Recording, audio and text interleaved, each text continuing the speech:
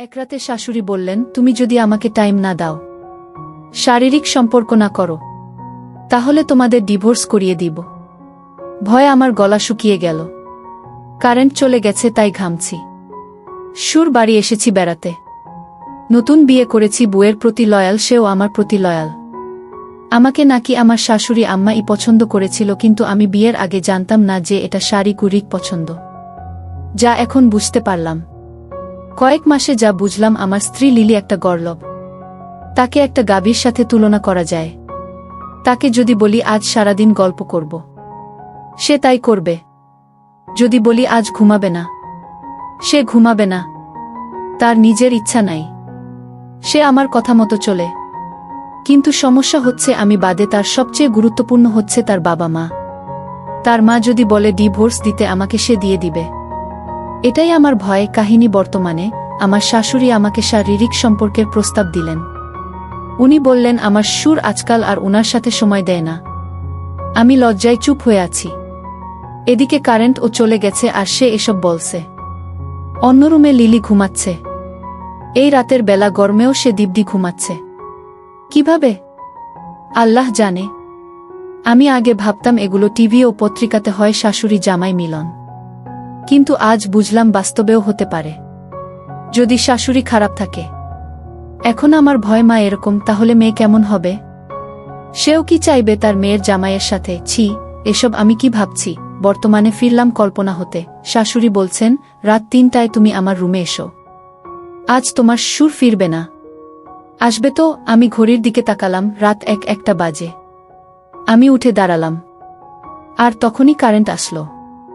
রুমে এসে দেখি লিলি ঘুম থেকে জেগে আছে। ভয় পেলাম সে কি আমাদের সব কথা শুনে ফেলেছে, কারণ দেয়ালেরও কান আছে। আমি শুয়ে আছি চোখ বন্ধ করে খাটে। রাত ৩টা বাজে। লিলি ঘুমাচ্ছে। এখন আমার কাছে দুইটা রাস্তা। ১, শাশুড়ির ঘরে যাওয়া। ২, বাথরুম থেকে হিসু করে ঘুমিয়ে পড়া। আমি আমাদের ঘরের দরজা খুলে বের হলাম। তারপর শাশুড়ি। দরজা খুলে আমি আস্তে করে করিডোরে বের হলাম। পুরো বাড়িটা নিস্তব্ধ। হঠাৎ মনে হলো যেন বুকের ভেতর নিজের হার্টবিটটাই বাইরে থেকে শোনা যাচ্ছে। সিঁড়ি বেয়ে নামতে নামতে আমার হাত পা কাঁপছিল। শাশুড়ির ঘরের দরজার সামনে দাঁড়াতেই দেখি দরজাটা আধখোলা, ভেতর থেকে হালকা আলো বেরোচ্ছে। মুহূর্তের জন্য মনে হলো দরজা পেরোলেই আমি এক অজানা অন্ধকারে ডুবে যাব, যেখান থেকে ফেরার পথ থাকবে না। আমি এক পা এগোতেই পেছন থেকে হঠাৎ একটা আস্তে গলা শোনা গেল, তুমি এখানে কেন? আমি পিছন ফিরে তাকালাম, দেখি লিলি দাঁড়িয়ে আছে। তার চোখে ঘুমের কোনো চিহ্ন নেই, বরং তীক্ষ্ণ দৃষ্টি যেন আমার বুক ভেদ করে ঢুকে যাচ্ছে। আমি কিছু বলার আগেই ভেতর থেকে শাশুড়ির ডাক, কেন দেরি করছো? ভেতরে এসো। আমার শরীর জমে গেল। একদিকে আমার স্ত্রী, অন্যদিকে শাশুড়ির কণ্ঠ, আমি মাঝখানে দাঁড়িয়ে অসহায়। লিলি কিছু বলেনি, শুধু স্থির চোখে তাকিয়ে রইল। সেই দৃষ্টি এতটা অস্বস্তিকর ছিল যে আমার গলা শুকিয়ে কাঠ হয়ে গেল। মনে হচ্ছিল যদি একটা শব্দ করি, তাহলে চারপাশের দেয়ালগুলো ভেঙে আমার লজ্জার সবকিছু প্রকাশ হয়ে যাবে। কিন্তু আমি নড়তেও পারছিলাম না। দাঁড়িয়ে আছি এমন এক দোটানায়, যেখান থেকে কোনো পথটা বেছে নিলে আমি বাঁচব, আর কোনটা নিলে আমার জীবন তছনছ হয়ে যাবে, আমি নিজেও জানি না। এই নিস্তব্ধ রাতের অন্ধকারে আমি শুধু ভাবছিলাম, আমার ভাগ্যে আসলে কি লেখা আছে। আমি দাঁড়িয়ে আছি শাশুড়ির ঘরের দরজার সামনে। ভেতরে ডাক আসছে, কেন দেরি করছো? এসো। আর পেছনে লিলি দাঁড়িয়ে আছে অদ্ভুত দৃষ্টিতে। আমার বুক ধকধক করছে। হঠাৎ লিলি আস্তে এসে আমার হাত ধরে ফেল। ঠান্ডা অথচ কাঁপা কাঁপা হাত। সে ফিসফিস করে বলল, চলো, আমার সাথে চলো। আমি কিছু না বলে ওর সাথে এগোতে লাগলাম। লিলি আমাকে নিয়ে গেল ছাদে। রাতের কালো আকাশ, চারপাশে নিস্তব্ধতা, শুধু হাওয়ার সো সো শব্দ। লিলি আমার দিকে তাকাল, তার চোখে ভয় আর অশ্রুর ছাপ। হঠাৎ সে বলল, তুমি কি জানো, মা অনেকদিন ধরে অদ্ভুত আচরণ করছে। আমি আগেও কিছু টের পেয়েছিলাম, কিন্তু ভেবেছিলাম হয়তো আমি ভুল দেখছি। আমি স্তব্ধ হয়ে গেলাম। বুঝলাম লিলি সব শুনেছে। ওর কণ্ঠে রাগ নেই, কিন্তু এক অদ্ভুত কষ্ট মিশে আছে। তুমি যদি আজ রুমে যেতে, আমি কি করতাম জানো? লিলি হঠাৎ প্রশ্ন করল। আমি চুপ করে রইলাম। লিলি ধীরে ধীরে কাছে এসে আমার চোখের দিকে তাকিয়ে ফিসফিস করল, আমি তোমাকে হারাতে চাই না, কিন্তু যদি তুমি ভুল করো, তাহলে আমি নিজেকে শেষ করে ফেলব। তারপর আচমকাই লিলি আমার বুকের ভেতর মুখ লুকিয়ে কেঁদে ফেল। আমি হতভম্ব, স্তব্ধ। তার গরম নিঃশ্বাস আর কাঁদতে কাঁদতে শরীর কেঁপে ওঠা আমার ভেতরে এক অন্যরকম অদ্ভুত অনুভূতি তৈরি করল। ঠিক তখনই নিচ থেকে শাশুড়ির কণ্ঠ ভেসে এলো, তুমি কোথায় গেলে? আমার শরীর কেঁপে উঠল। লিলি মাথা তুলে তাকাল আমার চোখে। ওর দৃষ্টি এবার ভিন্ন, মিশ্রণে ভয়, আকুলতা আর এক অদ্ভুত টান। আমি বুঝলাম এই রাত শুধু ভয় আর লজ্জার নয়, বরং এমন কিছু ঘটতে চলেছে যা আমার জীবনের মোড় ঘুরিয়ে দেবে। ছাদের কালো আকাশে চাঁদ মেঘের আড়ালে লুকোচুরি খেলছে। লিলি আমার বুকে মুখ গুজে কাঁদছে, আমি স্তব্ধ হয়ে দাঁড়িয়ে আছি। মনে হচ্ছিল সময় থেমে গেছে। হঠাৎ নিচ থেকে শাশুড়ির কণ্ঠ ভেসে এলো, তুমি কোথায় গেলে? আমি অপেক্ষা করছি। আমার বুকটা ধক করে উঠল। লিলি গলা তুলে আমার চোখে তাকাল। ওর চোখে এক অদ্ভুত দ্বিধা, যেন সে কিছু ঠিক করে ফেলেছে। লিলি আস্তে করে আমার হাত চেপে ধরল, তারপর ফিসফিস করে বলল, চলো নেমে যাই। আমি অবাক হয়ে তাকালাম। মনে হচ্ছিল ও হয়তো আমাকে বাঁচাতে চাইছে, আবার হয়তো সামনে এক ভয়ানক ঝড়ের মুখোমুখি করে দেবে। আমরা ধীরে ধীরে সিঁড়ি বেয়ে নিচে নামলাম। আমার বুকের ভেতর প্রতিটা ধাপের সাথে যেন আগুন জ্বলছিল।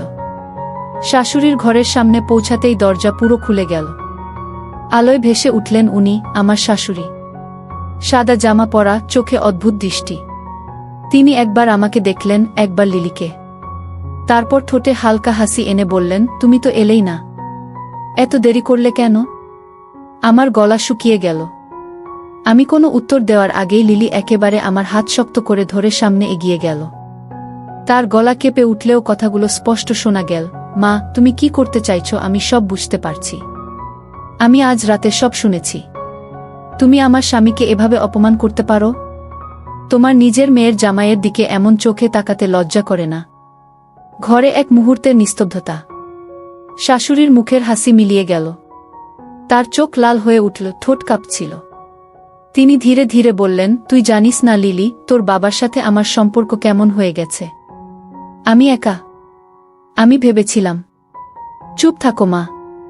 লিলি এবার চিৎকার করল। তুমি যদি এভাবে আবারও চেষ্টা করো, আমি শুধু বাবাকেই বলবো না, পুরো গ্রামকে জানিয়ে দেব। তখন বুঝবে সমাজে কি অবস্থায় পড়তে হয়। শাশুড়ি স্থির হয়ে দাঁড়িয়ে রইলেন। তার চোখে অশ্রু ভরে উঠল, কিন্তু সেখানে অনুশোচনার চেয়ে বেশি ছিল ক্রোধ আর অপমান। তিনি আমার দিকে তাকিয়ে বললেন, তুই কিছু বলছিস না কেন? তুই কি ওকে বুঝাতে পারিসনি? আমি কিছু বলার আগেই লিলি আমাকে বুকের কাছে টেনে নিল। তার কণ্ঠ কাঁপছিল, কিন্তু দৃষ্টি শক্ত। এটা আমার স্বামী, মা। ওকে নিয়ে তোমার কোনো অধিকার নেই। মুহূর্তের জন্য মনে হলো এই মেয়েটিই যেন আজ আমার জন্য এক অদৃশ্য ঢাল হয়ে দাঁড়িয়েছে। আমার বুকের ভেতর অদ্ভুত উষ্ণতা ছড়িয়ে পড়ল। কিন্তু একই সাথে ভয়ও হচ্ছিল, শাশুড়ি কি এত সহজে থেমে যাবে? ঠিক তখনই দূরে গেটের শব্দ শোনা গেল। কার যেন মোটরসাইকেল ঢুকছে। লিলি আর আমি একসাথে তাকালাম। শাশুড়ির মুখ ফ্যাকাশে হয়ে গেল। তিনি ফিসফিস করে বললেন, তোমার বাবা ফিরে এসেছে। আমার বুক কেঁপে উঠল। এ কি তবে আরও বড় ঝড়ের আগমনী সংকেত? চলবে। গেটের শব্দ যেন বুকের ভেতর বজ্রপাতের মতো বাজল। শাশুড়ির মুখ সাদা হয়ে গেল। লিলি আমাকে শক্ত করে আঁকড়ে ধরল। আমি স্থির হয়ে দাঁড়িয়ে আছি, বুঝতে পারছি না এক্ষুনি কি হতে যাচ্ছে। কয়েক সেকেন্ড পরেই দরজার বাইরে শিশুরের গলা শোনা গেল, কে এভাবে দরজা খোলা রেখেছে? শাশুড়ি হকচকিয়ে উঠে দাঁড়ালেন, চাদর গায়ে জড়িয়ে দরজার দিকে এগোলেন। আমাদের দিকে শেষবারের মতো তীক্ষ্ণ দৃষ্টি ছুড়ে দিলেন, যেন ইশারা করলেন কিছু না বলতে।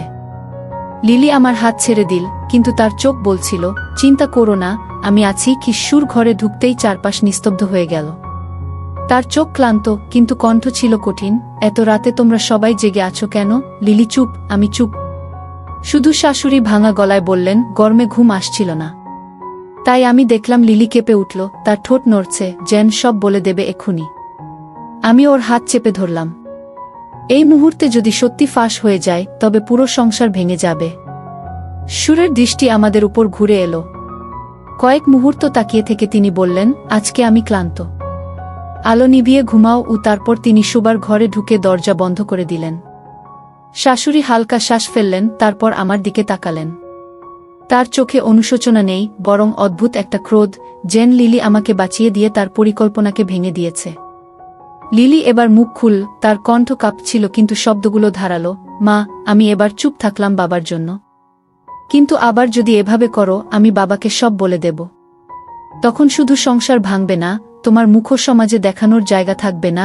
ঘরে তীব্র উত্তেজনা। শাশুড়ি কিছু বললেন না, শুধু ঠোঁট কামড়ে স্থির হয়ে দাঁড়িয়ে রইলেন। আমি বুঝলাম এই যুদ্ধ এখানেই শেষ হয়নি। লিলি আমাকে নিয়ে নিজের ঘরে ফিরল। দরজা বন্ধ করেই সে হঠাৎ আমার বুকে পড়ে গেল। তার নিঃশ্বাস দ্রুত, গরম শরীর কাঁপছে। আমি অবাক হয়ে জিজ্ঞেস করলাম, তুমি এত সাহস কোথায় পেলে? লিলি ফিসফিস করে বলল, তুমি আমার। আমি কাউকে তোমাকে ছুতে দেব না। মা হলেও না। কি তার চোখে ভয় ছিল, কিন্তু সেই ভয়কে চাপা দিয়ে বেরিয়ে আসছিল এক অদ্ভুত ভালোবাসার শক্তি। আমি কিছু বললাম না, শুধু ওকে আঁকড়ে ধরে রাখলাম। সেই মুহূর্তে মনে হচ্ছিল আমাদের সম্পর্ক এক নতুন মোড়ে পৌঁছে গেছে। কিন্তু ভেতরে ভেতরে আমি জানি, এ ঝড় এখানেই থামবে না। সেদিন দুপুরের পর থেকে বাড়িটায় এক অদ্ভুত উত্তেজনা টের পাচ্ছিলাম। বাইরে সূর্য ডুবে যাচ্ছে, অথচ ভেতরে অন্ধকার যেন আমাদের ঘিরে ধরছে। লিলি আমার হাত ছেড়ে দিচ্ছিল না, কিন্তু তবুও আমার মনে হচ্ছিল আমরা আস্তে আস্তে ফাঁদে জড়িয়ে যাচ্ছি। শাশুড়ি তখন যেন অন্য মানুষ হয়ে গেছেন। তার চোখে এক ধরনের ঠান্ডা আগুন। তিনি স্বাভাবিক ভঙ্গিতে কথা বলছিলেন, অথচ প্রতিটা শব্দের ভেতর লুকানো ছিল হুমকি। রাতে খেতে বসার সময় তিনি হঠাৎ জোরে বলে উঠলেন, আজকাল আমাদের সংসারে শান্তি নেই। কে যেন অশান্তি ফেলে দিচ্ছে। কথাটা কার উদ্দেশ্যে বলা, সেটা আমাদের ছাড়া কেউ বোঝেনি। সুর চুপচাপ খেয়ে উঠে গেলেন, কিন্তু আমি আর লিলি মুখ চাওয়াই করলাম। আমরা বুঝলাম খেলা শুরু হয়ে গেছে। রাত গভীর হলে আমি লিলির পাশে শুয়েছিলাম। সে আমার বুকের ভেতর মুখ গুজে রেখেছিল। তার নিঃশ্বাস কেঁপে উঠছিল বারবার। হঠাৎ বাইরে দরজায় টকটক শব্দ হলো। আমরা দুজনই আটকে উঠলাম। আমি উঠে দরজা খুলতেই দেখি শাশুড়ি দাঁড়িয়ে, হাতে পানির গ্লাস, ঠোঁটে মিষ্টি হাসি। তিনি বললেন, তোমাদের জন্য পানি আনলাম। আমার হাত কেঁপে উঠল। গ্লাসটা নিতে গিয়েই হঠাৎ মনে হলো এর ভেতর কিছু আছে কিনা। আমি এক চুমুকও খেলাম না। শাশুড়ির চোখ আমার মুখে, যেন তিনি খেয়াল করলেন আমি সন্দেহ করছি। লিলি তখন ঘরের ভেতর থেকে গলা চড়াল, আমরা নিজেরাই পানি খাবো মা, দরকার নেই। কি শাশুড়ি কিছু না বলে হেসে চলে গেলেন। কিন্তু যাওয়ার সময় তার চোখে অদ্ভুত দৃষ্টি ছিল, যেন বলছে, তোমরা যতই এড়াও, আমি ছাড়ব না। আমি দরজা বন্ধ করে ভেতরে ঢুকতেই লিলি ফিসফিস করে বলল, ওর উপর ভরসা করো না। মা আজকাল সবকিছুতে কৌশল করছে, হয়তো আমাদের ফাঁসানোর জন্য কিছু করছে। আমার বুকটা ধরফর করতে লাগল। যদি সত্যিই তিনি আমাদের ফাঁসানোর জন্য কোনো পরিকল্পনা করেন, তাহলে আমরা কোথায় দাঁড়াব? হঠাৎ নিচ থেকে একটা চিৎকার ভেসে এলো, ওই দেখো, ওরা একসাথে কি করছে। আমরা দুজন একসাথে ছুটে গেলাম বারান্দায়। দেখি বাড়ির কাজে রাখা এক আত্মীয়, যার চোখে শাশুড়ি অনেক আগেই কিছু সন্দেহ ঢুকিয়ে দিয়েছে, সে সবাইকে ডাকাডাকি করছে। তার গলার আওয়াজ শুনে আশেপাশের বাড়ি থেকেও একজন এগিয়ে আসছে। শাশুড়ি নিচে দাঁড়িয়ে, মুখে কান্নার ভান, গলা উঁচু করে বলছেন, আমার জামাই আর মেয়ে দুজন মিলে আমাকে অপমান করেছে। তোমরা সবাই বিচার করো। আমার বুক ফেটে যাচ্ছিল। গ্রামের সামনে এভাবে যদি আমাদের নাম ছড়িয়ে পড়ে, তবে আমি আর লিলির জীবন শেষ। লিলি আমার হাত ধরে বলল, তুমি ভেবো না, আমি তোমাকে ছাড়ব না। মা যতই চেষ্টা করুক, আমি সবাইকে সত্যটা বলবো। কিন্তু আমার মনে হচ্ছিল, সত্য বললেও কি মানুষ বিশ্বাস করবে? নাকি উল্টে আরও ভয়াবহ বিপদে পড়ে যাব আমরা? এই রাতটা হয়তো আমাদের জীবনের সবচেয়ে ভয়ঙ্কর রাত হয়ে দাঁড়াতে যাচ্ছে। বাড়ির উঠোনে মুহূর্তের মধ্যে ভিড় জমে গেল। আশেপাশের প্রতিবেশীরা টর্চলাইট হাতে ছুটে এল।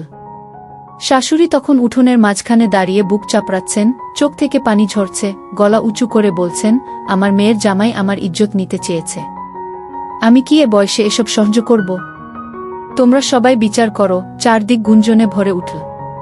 কেউ বলছে, এই কি সত্যি? কেউ বলছে, শাশুড়ির মুখ থেকে এমন কথা বের হলে নিশ্চয়ই কারণ আছে। আমার মাথার ভেতর বজ্রপাতের মতো বাজল। আমি কিছু বলতে যাচ্ছিলাম, লিলি তখন আমার সামনে দাঁড়িয়ে গেল। ওর চোখ লাল হয়ে আছে, কিন্তু দৃষ্টি অদ্ভুত। সে চিৎকার করে বলল, সব মিথ্যে। আমার মা ইচ্ছা করেই এসব বানাচ্ছেন।